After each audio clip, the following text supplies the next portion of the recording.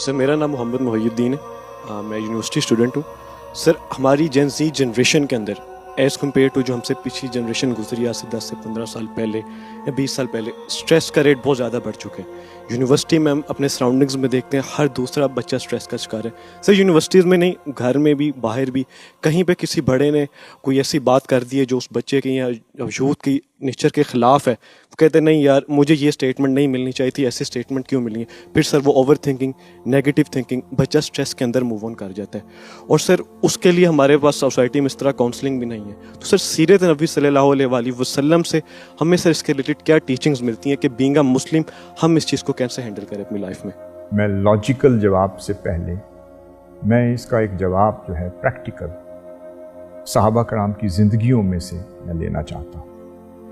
آقا صلی اللہ علیہ وسلم کے ایک بڑے محبوب صحابی تھے، آپ نے ان کا نام کئی دفعہ سنا ہوگا، حضرت مصعب بن عمیر. وہ امیر زادے تھے، اور جو سچویشن میں نے ابھی بیان کی ہے یہ 100% ان پر پوری اترتی ہے.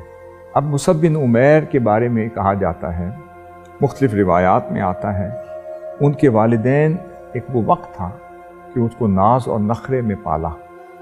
ان کی ہر خواہش وہ اس کے بولنے سے بھی پہلے پوری کر دیا کرتے تھے. اور پھر روایات میں آتا ہے کہ اس کا لباس بھی یمن سے لایا جاتا تھا، روم سے لایا جاتا تھا، اور اس کی خوراک بھی باہر سے لائی جاتی تھی. ان کا رہن سہن بھی بڑا اعلیٰ ہوا کرتا تھا. ان کی لائف سٹائل بھی عام لوگوں سے بڑی ڈیفرنٹ ہوتی تھی. اور پھر ایک وقت تھا کہ وہ اپنے لائف سٹائل کے حوالے سے رول ماڈل بن گئے. پھر بڑے بڑے مکہ معظمہ کے نوجوان ان کو فالو کیا کرتے، ان کا ڈریس کوڈ فالو کیا جاتا تھا، ان کا چلنے پھرنے کا سٹائل فالو کیا جاتا تھا. پھر ایک وقت یہ آیا کہ آقا صلی اللہ علیہ وسلم کی صحبت میں وہ آئے اور ان کی کایا بدل گئی.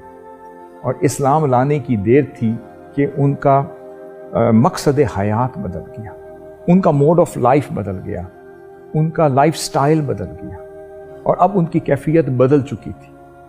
اور کس نے بدلی؟ کیونکہ وہ واحد طالب علم تھے جنہوں نے پہلی تربیت دار ارقم میں آقا صلی اللہ علیہ وسلم کی صحبت سے پائی. ماشاءاللہ. آقا صلی اللہ علیہ وسلم نے انہیں سکھایا، انہیں پڑھایا، انہیں اس قابل بنایا کہ وہ ان کیفیات کو سمجھ سکتے. اب ان کی ایک مثال یہ دینے لگا ہوں کہ جب مدینہ پاک کے اوس اور خزرج کے جب لوگ اسلام قبول کرنے کے لیے آقا صلی اللہ علیہ وسلم کی بارگاہ میں حاضر ہوئے، آپ کے دست اقدس پر بیعت لی، تو انہوں نے ڈیمانڈ کی، یا رسول اللہ اب ہم نے واپس جانا ہے، ہماری تعلیم و تربیت کے لیے، قرآن مجید پڑھانے کے لیے کوئی قاری قرآن ہو، معلم قرآن ہو، ہمیں آداب سکھائے، ہمیں آپ کی تعلیمات سے بہرہ کرے، ہمیں کوئی معلم بھی بھیجے.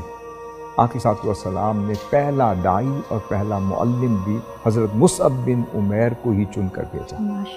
اب ایک طرف آپ تھوڑا سا چشم تصور میں لائیں کہ ان کا total life style was altogether different before becoming Muslim, اور اسلام لانے کے بعد ان کا لائف سٹائل ہی 100% بدل گیا، اور 360 کا اینگل ہی ان کی طبیعت میں مختلف نظر آنے لگا.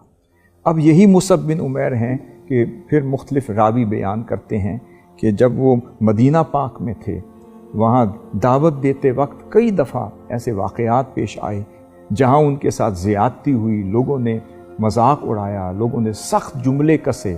اس کے جواب میں پھر صبر کا پیمانہ کبھی لبریز نہ ہونے دیا. ان کا کردار سبب بنا اس دعوت کا، ان کی سوچ سبب بنی اس دعوت کی، ان کی فکر سبب بنی، ان کا لائف سٹائل سبب بنا کہ آقا صلی اللہ علیہ وسلم جب تشریف لے جا رہے ہیں تو شہر مدینہ طلع البدر علینا سے گونج اٹھا.